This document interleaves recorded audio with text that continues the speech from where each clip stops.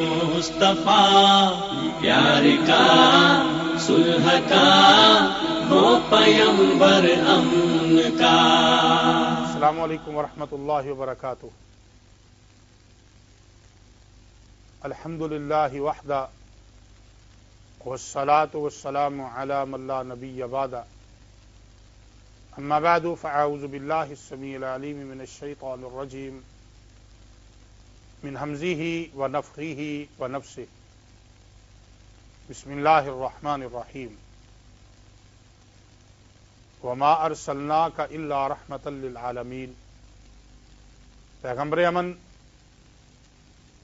سید الرسل، خطیب الانبیاء، امام الانبیاء، حضرت محمد الرسول اللہ صلی اللہ علیہ وآلہ وسلم کی ذات اقدس بہت سی خصائل، خصائص اور شمائل رکھنے والی ذات ہے۔ آپ پیغمبر امن و آشتی ہیں۔ آپ صلی اللہ علیہ وسلم کی پوری زندگی امن، سکون، اطمینان اور محبت کا سبق دیتی ہے۔ آپ نے کبھی بھی قتل و غارت کی حمایت نہیں کی۔ آپ نے کبھی بھی لڑائی جھگڑے کو اچھا نہیں سمجھا۔ آپ نے کبھی بھی خون بہانے کو بہتر نہیں سمجھا۔ رسول اللہ صلی اللہ علیہ وآلہ وسلم کی زندگی کے دو حصے، ایک آپ کا مکی دور اور دوسرا آپ کا مدنی دور۔ مکی دور میں آپ نے امن کے لیے کیا کیا کچھ کیا، یہ ہم پہلے بیان کر چکے ہیں۔ مدنی دور میں آپ نے امن کے لیے کیا کچھ کیا، اس کا کچھ حصہ ہم پہلے بیان کر چکے ہیں کہ آپ نے امن کے لیے، قیام امن کے لیے جو اقدامات کیے، ان میں سب سے پہلا قدم یہ تھا کہ آپ نے مسجد کی تعمیر کی۔ مسجد جو اللہ کی عبادت کا گھر، مسجد جو دور دراز سے آنے والے مسلمانوں کا مسکن، مسجد جو طلبہ علم کے حصول کے لیے آنے والوں کا مسکن، مسجد جو مسلمانوں کے مشورے کا گھر، مسجد جو مسلمانوں کی پارلیمنٹ، آپ نے سب سے پہلے مدینہ میں پہنچ کر مسجد کی تعمیر کی۔ دوسرا اقدام یہ کیا کہ مدینہ میں آباد قبائل اوس اور خزرج، جن میں سے بہت سے مسلمان ہو چکے تھے، ان کے درمیان اور مکہ سے آنے والے مہاجرین کے درمیان مواخات، یعنی اسلامی بھائی چارہ، اسلامی اخوت کا رشتہ قائم کیا۔ اور تیسرا اقدام آپ صلی اللہ علیہ وسلم نے جو پوری دنیا کا پہلا دستوری عہد و پیما ہے، وہ آپ نے کیا، جو مکہ سے آنے والے مہاجرین اور مدینہ میں رہنے والے انصار کے درمیان تھا۔ پہلا دستوری عہد و پیما۔ اور چوتھا اقدام آپ صلی اللہ علیہ وسلم نے جو کیا قیام امن کے حوالے سے، اس کو میثاق مدینہ کہا جاتا ہے۔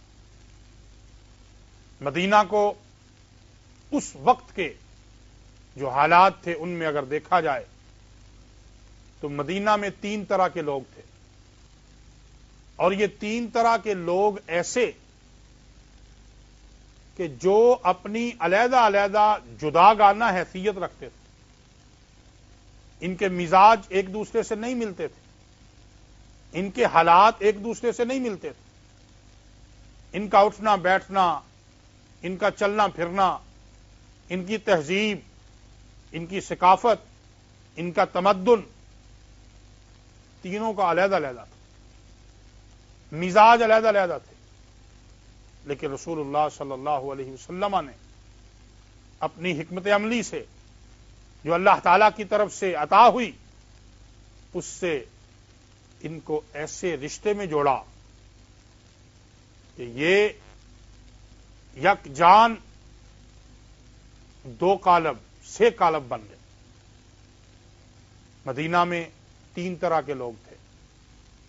ایک مدینہ کے اصل باشندے اوس اور خزرج، جن کو انصار مدینہ کہا جاتا ہے۔ دوسرے وہ مسلمان جو ہجرت کر کے مدینہ میں پہنچے، مہاجرین۔ اور تیسرے یہود کے قبائل، جن میں سے تین قبیلے معروف ہیں، بنو نذیر، بنو قریظہ، بنو قینقاع۔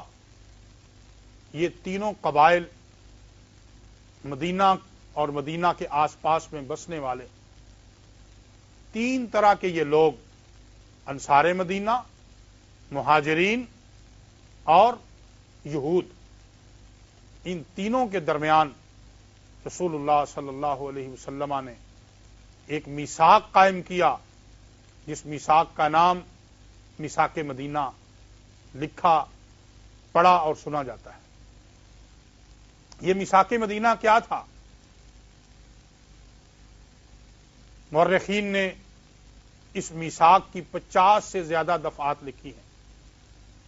ہمارے بر صغیر پاک و ہند کے معروف سکالر، عالمی سکالر ڈاکٹر محمد حمید اللہ، انہوں نے اس دستور کی 50 سے زیادہ دفعات لکھی ہیں، جبکہ بہت بڑے مذہبی سکالر اور سیرت النبی پر پوری دنیا میں جن کی کتاب اول انعام یافتہ ہے، میری مراد مولانا صفی الرحمان مبارک پوری، جو الرحیق المختوم کے مصنف ہیں، اللہ تعالیٰ ان پر اپنی رحمت فرمائے، انہوں نے میثاق مدینہ کی 12 دفعات لکھی ہیں۔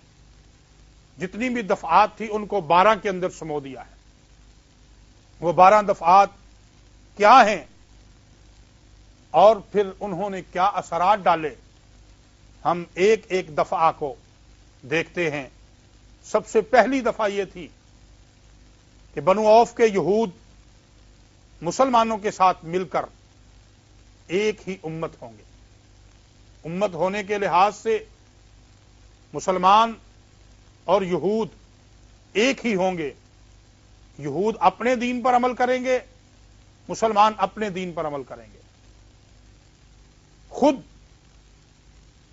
ان میں سے جو چاہے، اگر کوئی مسلمان چاہے کہ وہ یہودیوں سے میل ملاقات رکھے تو وہ ان سے میل ملاقات رکھے گا۔ اگر کوئی یہودی چاہے کہ مسلمانوں سے میل ملاقات رکھے تو وہ مسلمانوں سے میل ملاقات رکھ سکے گا۔ جس طرح یہ آپس میں مل سکتے ہیں، اسی طرح ان کے خدام، ان کے متعلقین وہ بھی مل سکیں گے۔ یہ پہلی دفعہ تھی میثاق مدینہ کی۔ دوسری کہ یہاں رہتے ہوئے یہود اپنے اخراجات کے ذمہ دار ہوں گے اور مسلمان اپنے اخراجات کے ذمہ دار ہوں گے۔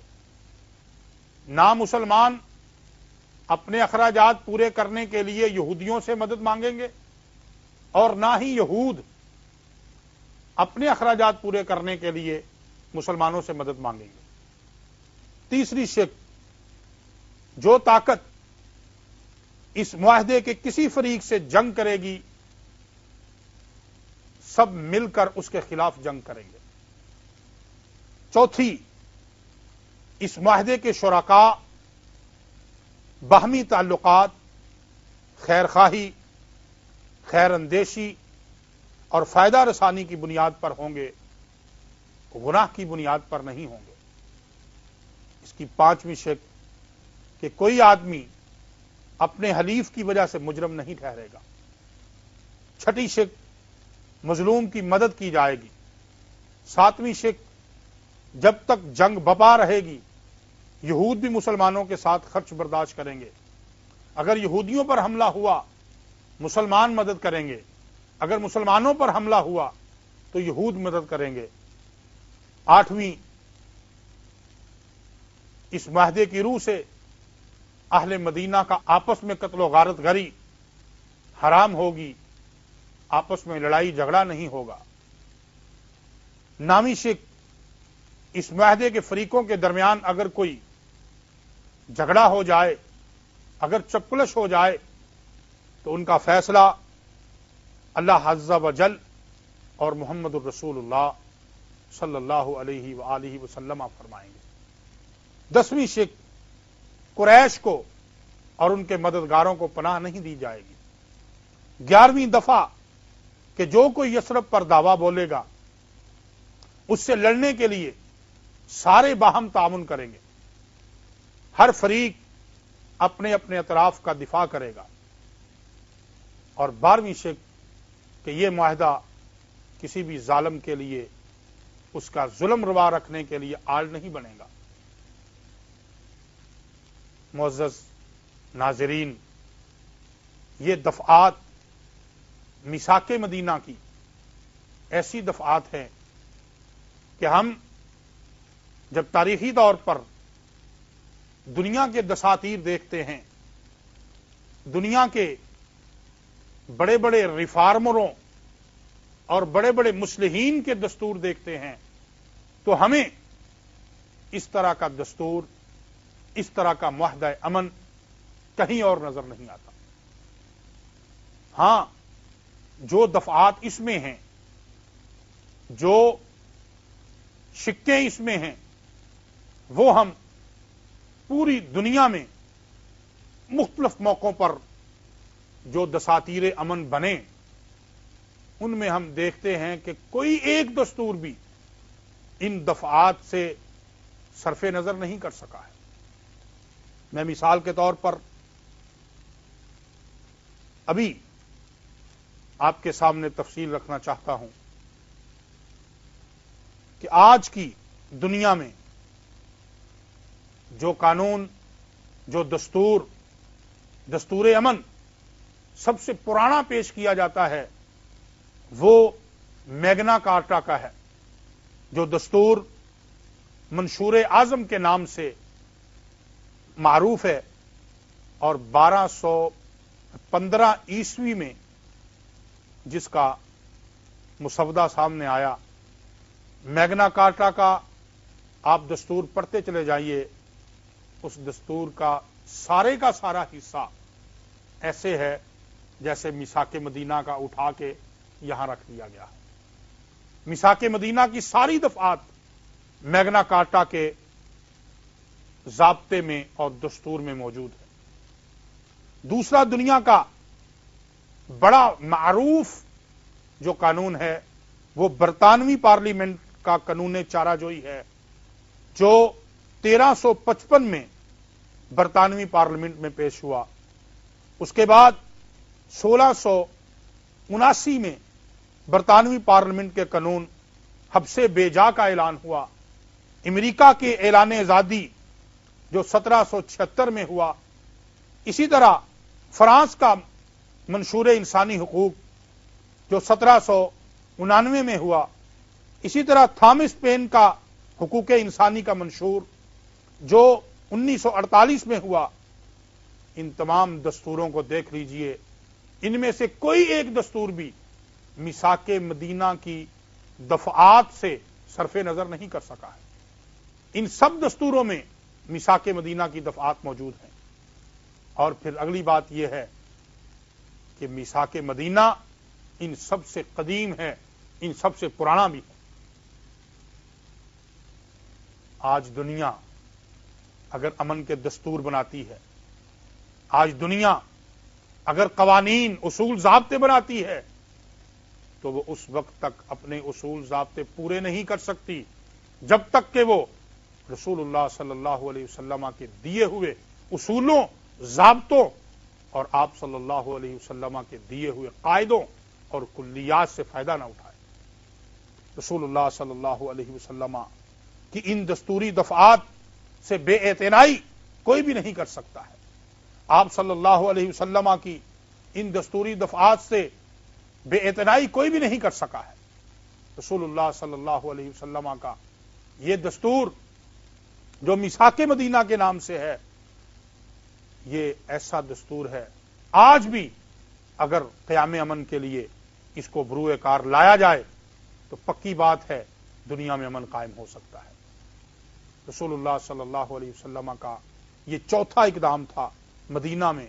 اس کے علاوہ آپ صلی اللہ علیہ وسلم نے مدینہ میں پہنچ کر پھر معاہدات کیے، صرف قانون نہیں بنا دیا، دستور نہیں بنا دیا، میثاق ہی صرف نہیں بنایا، بلکہ قبائل سے معاہدے کیے، یہود سے معاہدہ کر لیا، انصار مدینہ، مہاجرین، ان تینوں کو ملا کر جب معاہدہ کر لیا تو آپ صلی اللہ علیہ وسلم مدینہ سے باہر نکلے۔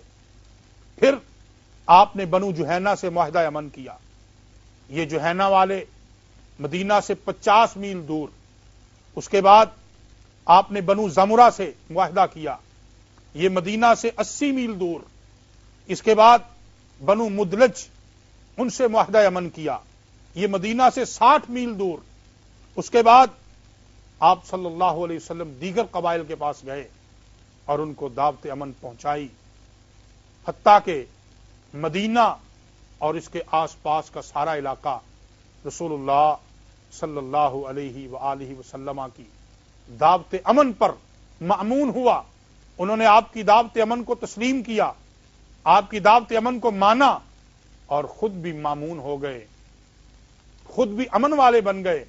رسول اللہ صلی اللہ علیہ وآلہ وسلم نے اس کے ساتھ ساتھ ایک وہ وقت آیا جب معاہدات مکمل ہوئے، آپ صلی اللہ علیہ وسلم کو فرصت ملی تو آپ نے یہ محسوس کیا کہ آج مدینہ سے باہر دوسری جگہوں پر دور دراز تک یہ دعوت امن پہنچنی چاہیے۔ اس لیے رسول اللہ صلی اللہ علیہ وسلم ابھی اسی تگودو میں تھے کہ آپ صلی اللہ علیہ وسلم کو ضرورت محسوس ہوئی کہ جس گھر کو چھوڑ کر آئے ہیں مکہ والے، اہل مکہ، ان کی خبر لی جائے، ان کے حال احوال لیے جائیں۔ اور اللہ تعالیٰ نے اس کا موقع دیا۔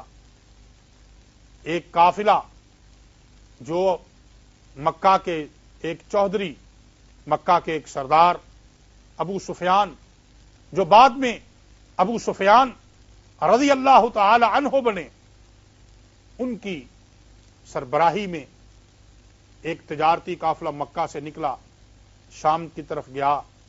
واپسی پہ جب مدینے کے قریب تھا، رسول اللہ صلی اللہ علیہ وسلم نے اس کو روکنا چاہا، وہ بچا کر نکل گئے۔ آپ صلی اللہ علیہ وسلم سے یہ قافلہ بچ کے جب نکلا، ابو سفیان پیغام پہلے ہی بھیج چکے تھے کہ ہمارے قافلے پر مسلمان نظر رکھے ہوئے ہیں۔ الغرض مکہ کے لوگ بڑے تم تراک سے آئے، بدر میں پہنچے، غزوہ بدر ہوا، جس غزوے کو یوم الفرقان کہتے ہیں۔ پھر اس کے بعد غزوہ احد ہوا جو بدلے کا غزوہ تھا۔ اس کے بعد غزوہ خندق آیا۔ غزوہ خندق کے بعد آپ صلی اللہ علیہ وآلہ وسلم کی طرف سے ایک ایسی خبر ملی جس نے آپ کے ماننے والوں کو شادہ و فرحاں کر دیا۔ آپ نے فرمایا، میں اپنے آپ کو کیا دیکھتا ہوں کہ میں اللہ کے گھر کا طواف کر رہا ہوں، عمرہ کر رہا ہوں۔ صحابہ کرام میں خوشی کی لہر دوڑ گئی، تیاریاں ہونے لگی۔ آپ صلی اللہ علیہ وسلم اپنے جانثاروں کو لے کر ساتھ نکلے، حدیبیہ کے مقام پر روک دیے گئے، اور جب حدیبیہ میں روک دیے گئے، رسول اللہ صلی اللہ علیہ وسلم کی زندگی کا وہ عظیم کارنامہ جو آپ صلی اللہ علیہ وسلم کے پیغمبر امن ہونے پر بہت بڑی دلیل ہے، صلح حدیبیہ، وہ مارز وجود میں آیا۔ صلح حدیبیہ میں کیا کچھ ہوا، صلح حدیبیہ میں کیا شرائط طے پائیں، انشاءاللہ العزیز ہم آئندہ گفتگو میں یہ پیش کریں گے۔ اقول قولی ھذا استغفر اللہ لی ولکم ولسائر المسلمین، سبحان ربک رب العزت عما یصفون وسلام علی المرسلین والحمد للہ رب العالمین۔ الفتوں مہروں مرافت سے دلوں کو جوڑ دے، رحم دل اتنا کہ جانی دشمنوں کو چھوڑ دے، رحم دل اتنا کہ جانی دشمنوں کو چھوڑ دے۔ امن و راحت کی ضمانت ہے پیام مصطفیٰ، پیار کا صلح کا وہ پیمبر امن کا۔